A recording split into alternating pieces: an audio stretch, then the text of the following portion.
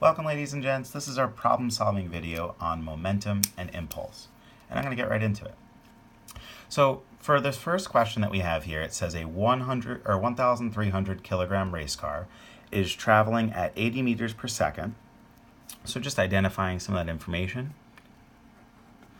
While a 1,500 kilogram truck is traveling at 20 meters per second. Let's identify that as well.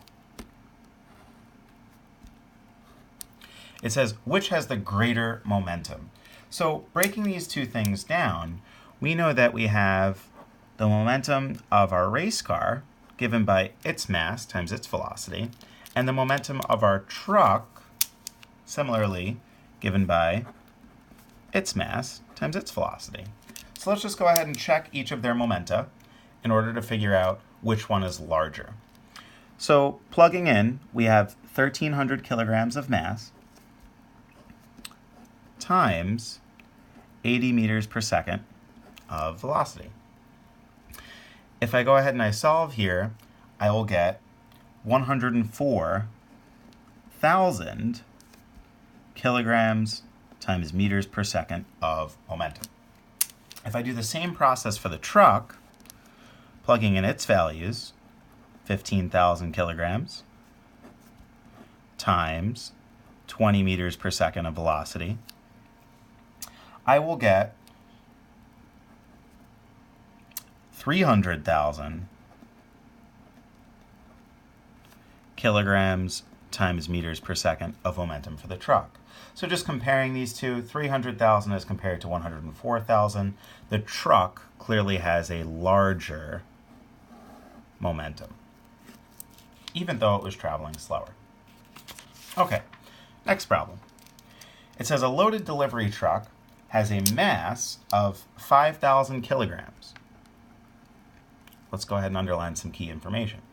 And is moving at 8 meters per second.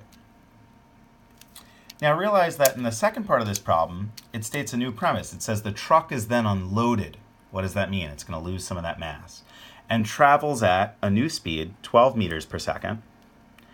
And then it says if the truck has the same momentum as part one, so for the second part, we're going to share the same momentum, what is the new mass of the truck? So in showing you how to do this, let's first find the momentum of the truck to begin with. So P is equal to mv, right? And we know that our initial mass is 5,000 kilograms, and our initial velocity is 8 meters per second. So if I plug those two in, I'm going to get a momentum of 40,000 kilograms times meters per second. Now, this value is going to be the same for the next part because it said the same momentum as what it had in the first case. So establishing our new setup here, we know that P is going to be equal to our new mass times our new speed. So just plugging in that 40,000 kilograms times meters per second is now going to be equal to our new mass, which we don't know, times our speed of 12 meters per second. So essentially, if you take that momentum found for the first part, divide it by the truck's new speed, you will find out that its new mass is 3,333 kilograms. Okay, problem 3. It says a group of people are pushing a stalled car with a mass of 1,100 kilograms. If they push with a net force of 350 newtons for 10 seconds, what is the car's final velocity? So there's a lot of information given here, but one thing that I'll notice that wasn't given in the last parts or the previous problems was now we have actually a net force. And even it gives us a time interval. So when we think about force and time, you might recall that that relates to impulse. Impulse is equal to force times time. However, that's not actually what this problem asks us to find. It asks us about what the car's final velocity is. So in going through this problem, it's going to be a bit of a multi-step problem, and I will show you how we can approach it. So just underlining the other pieces of information that we were given, we know the mass of the car, right?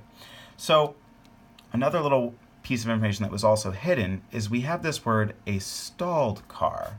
If they start pushing a stalled car, we can assume that the initial velocity of the car is 0. Okay, let's jump right in. So for the first part here, we can find our impulse by taking 350 newtons of force and multiplying it by 10 seconds of time. This will get you an impulse of 3,500 newtons times seconds. Okay, this is just the first part, but this piece of information is important. Now for my second part here, I want to relate impulse to our final velocity.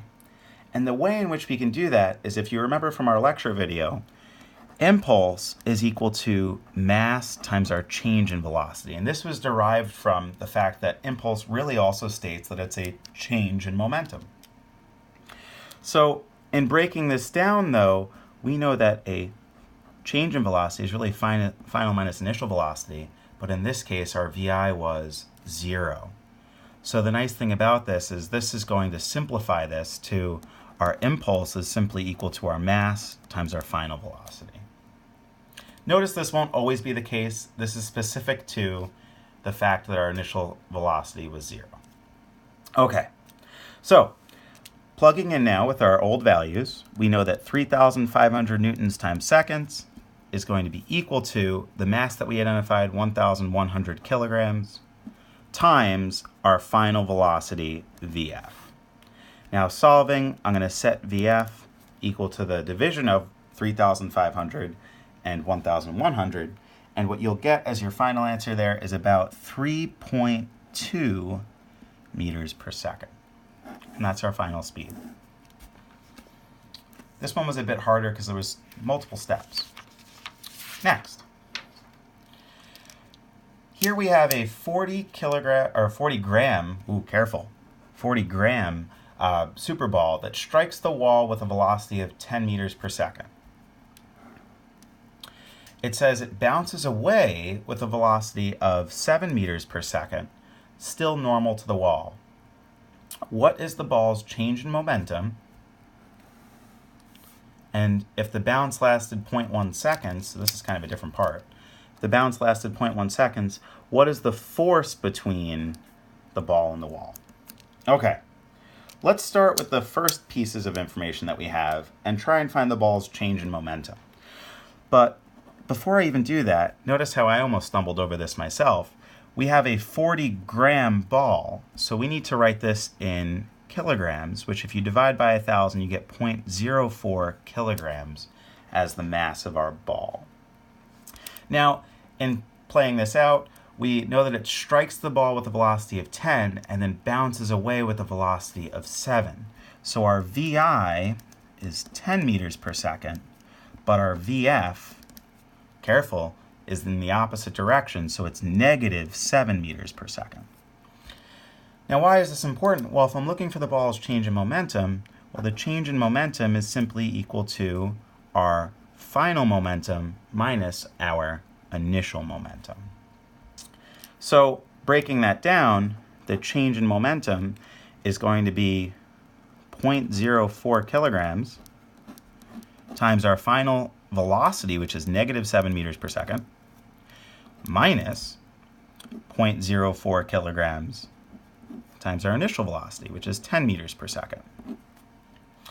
Now, if I go ahead and I solve here, I'll get that my change in momentum is going to be equal to, let's see, what will I get? It's going to be 0.04 times negative 7, which is negative 0.28, minus negative 0.40, which will get us negative 0.68 kilograms times meters per second. Okay, now the second part of our problem. If you noticed, for the second part of our problem, it asked us about what the force would be in between the ball and the wall during this interaction. But we know that momentum is the same as, or rather the change in momentum is the same as our impulse, which you can relate to a force because impulse is just force times time. So using the collision time of 0.1 1 seconds using our change in momentum of negative 0.68 kilograms times meters per second, and setting this equal to our force here. If we divide both sides by 0.1, we will get a force value of, it should be 6.8 newtons times seconds. So 0.68 divided by 0.61 is going to be 0.68. Or oops, sorry, not 0.68. 6.8. And realize it's negative. Sorry, not newtons times seconds, just newtons. Because remember, our force is measured in newtons. Okay. Once again, another two-stepper, a little bit more involved, but it goes to show that there's a very important relationship between momentum and impulse that you'll see in several problems. Okay. Now, for our last problem here, we're going to take a look at a hockey puck that's traveling at 12 meters per second, and it's struck by a stick. As a result, the puck travels 15 meters per second in the opposite direction. If the contact between the stick and the puck lasted 0.05 seconds, what is the force? So just identifying everything here, we have the mass, we have an initial velocity, we have a final velocity, and we have our time. So writing those out, our mass is 0.105. Sorry. Our initial velocity is 12 meters per second. Our final velocity is 15 meters per second, but it's in the opposite direction, so it's negative 15. And last but not least, our time value is 0.05 seconds. I'm going to show you how to actually do this all in one step. And that is, by knowing the puck's mass, its initial velocity, and its final velocity, we really know its change in momentum. However, if you remember, the change in momentum is the same as an object's impulse, right? And when we broke down that impulse, we often wrote it as mass times the change in velocity. Now, impulse is equal to force times time. So if we know the impulse of an object and we know the time in which that collision interacted for, or the time in which it lasted, we can solve for its force all in one fluid step. And what I'm going to do here is I'm actually going to divide both sides by time and really just plug in mass times change in velocity over time and saying that's equal to force. Now, going ahead and substituting everything in, this is 0.105 kilograms times our change in velocity is negative 15 meters per second as our final velocity, minus 12 meters per second, which is our initial velocity, all over 0.05 seconds. Now, last but not least here, let's just go ahead and substitute in and solve. And what you should get for your force here is realize it's going to be a negative value. And I got negative 56.7 newtons. Okay, folks, this concludes our problem-solving video on momentum and impulse.